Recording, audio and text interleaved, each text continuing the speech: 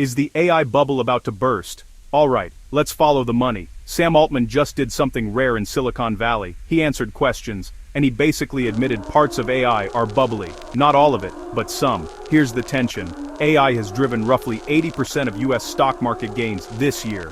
Gartner says global AI spend could hit $1.5 trillion before 2025 is out. The Bank of England is flashing caution. The IMF is also warning, and Jamie Dimon has sounded the alarm.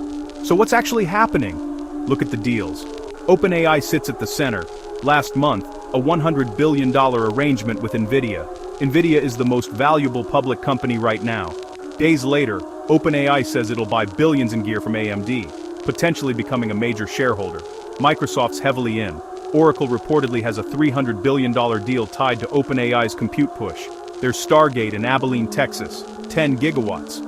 Oracle backs Stargate. SoftBank also backs Stargate. And Nvidia has a stake in CoreWeave, which supplies OpenAI infrastructure. This is where people start saying circular financing, or vendor financing.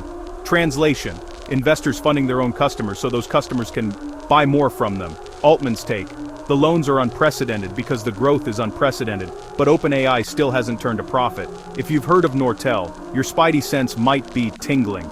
They juiced demand with financing, and it didn't end well. Nvidia's Jensen Huang says there's no exclusivity. He says OpenAI can spend how it wants, and the goal is to grow the ecosystem.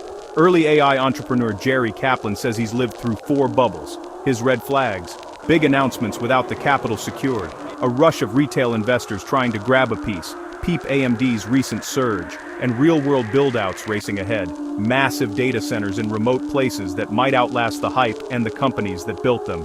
OpenAI reportedly wants to raise $500 billion to finish that 10-gigawatt complex in Texas by year's end. That's an eye-watering number even by Silicon Valley standards. Here's the nuance. Even if this is a bubble, overinvestment can leave behind useful infrastructure. The internet's pipes were laid during a hype cycle.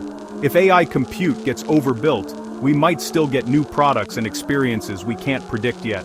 But money isn't infinite. Who else can write a $100 billion check? If the last big lender pulls back, things get messy fast. So, is the AI bubble about to burst? I think the smarter question is, what's real, what's engineered, and who's still buying when the music stops? If you're building, keep your runway real. If you're investing, read the footnotes. And if you're just watching, pay attention to the financing, not just the demos. I'll keep following the money. See you in the next one.